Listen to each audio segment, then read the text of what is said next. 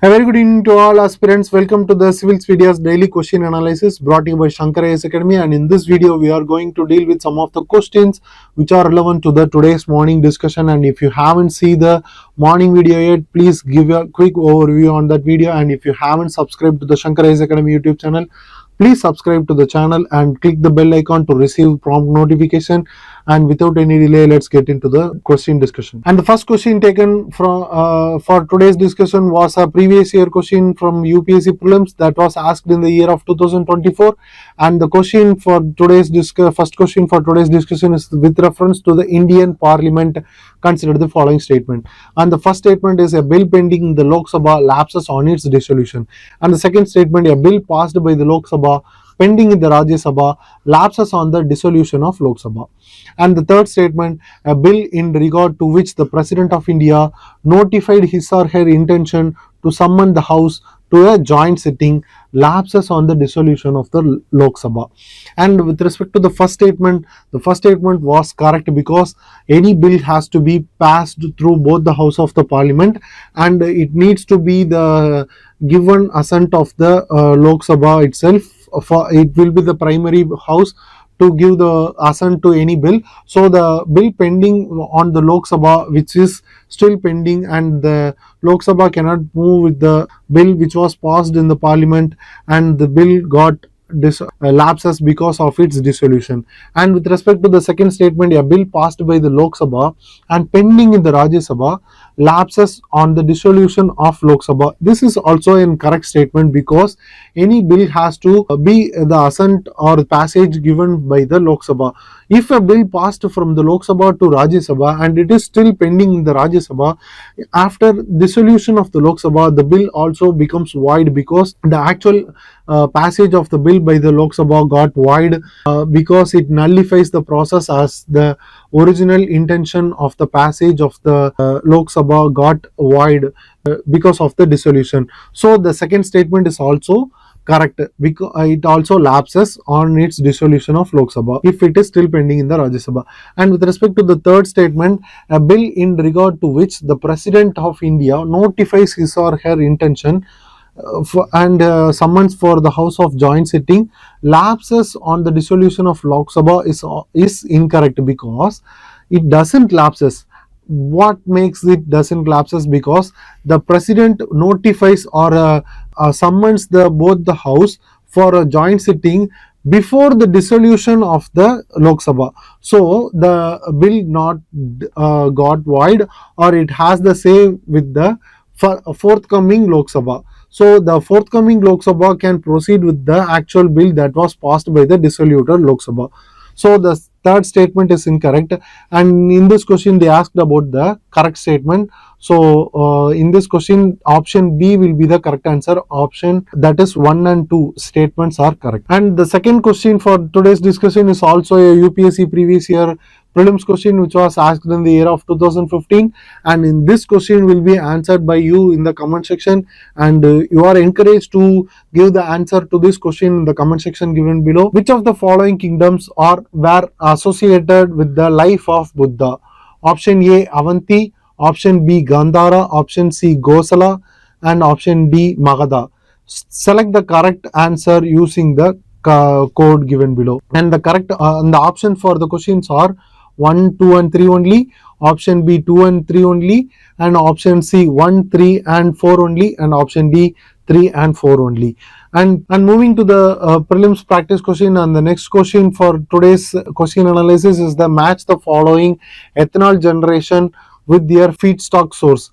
There is a two lists that was provided, that is with respect to the ethanol generation and the feedstock sources.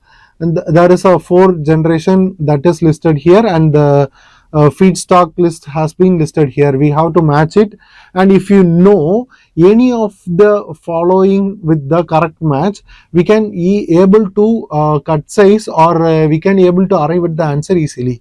If we know that first generation was based on the food crops like sugarcane and maize, we can easily match that A is 4. So in the option A is 4 was mentioned in 2 options, so we can easily eliminate B and D.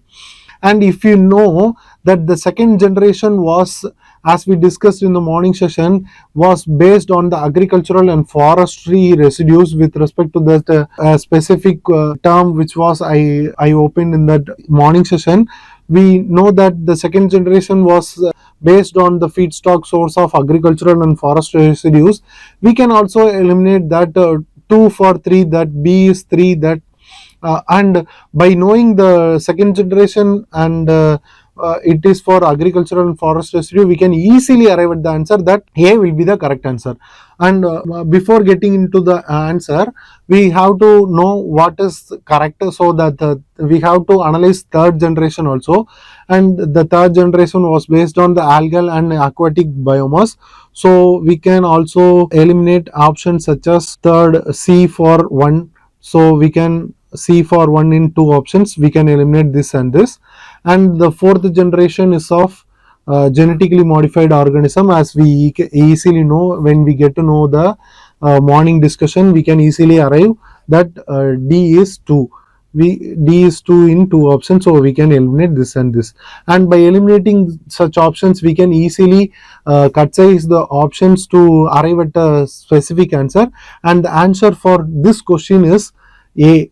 That is A for 4, that is first generation is for is with the production of feed crops like sugarcane and maize, and the second generation ethanol contains the feedstock of agricultural and forest residues, and the third generation will be the production of ethanol through the algae and aquatic biomass, and the fourth generation will be using the genetically modified organism. So the answer will be A. And moving to the next question, the question is, consider the following statement regarding Brahmaputra river. And the statements are, first statement, the Brahmaputra river originates from the Yangtze glacier in Tibet. And the second statement, it is known as Erlang Sangbo in China and Jamuna in Bangladesh. And the third statement, the river forms a riverine island in Assam, which is the world's largest inhabited river island. And the fourth statement, the Brahmaputra makes southward U-turn near Kanchenjunga. Which of the following statement given above are correct? And the correct statements are, first statement is correct because it originates in the Yangtze glacier in Tibet, and it is, the second statement is also correct because it is known as the Erlang Sangbo in China and Sangbo in Tibet, and Jamuna in the Bangladesh region.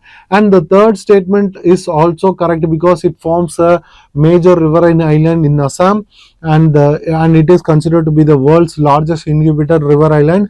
And if you know the answer for the third statement, that the river island formed by this Brahmaputra river in Assam, please mention the name in the comment section. And the fourth statement is incorrect because it made the southward U-turn near the Namcha Barwa Himalaya peak of Arunachal Pradesh. So the fourth statement is incorrect, and this bend is known as the Great Bend in the Indian region.